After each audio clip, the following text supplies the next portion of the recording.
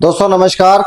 मैं अनु Mishra, investment consultant. आज एक म्यूचुअल फंड के बारे में आपसे बात करूंगा कि दोस्तों हम लोग म्यूचुअल फंड में पैसा लगाने से डरते क्यों हैं।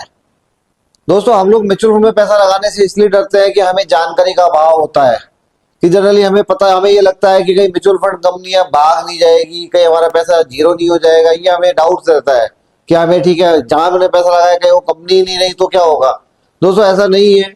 म्यूचुअल फंड कंपनी चाहे जितने भी देश में म्यूचुअल फंड कंपनी हो, चाहे देश में विदेश में, अपने भारत में जो भी म्यूचुअल फंड कंपनियां हैं वो सेबी के नियमों के अनुसार पूरा काम करती है। इसलिए आप बिल्कुल निश्चिंत रहिए कि ये म्यूचुअल फंड कंपनी कभी भी देश से भागने वाली नहीं है, बिल्कुल सेबी के पकड़ में रहती है, तो आपका पैसा वहां सेफ है।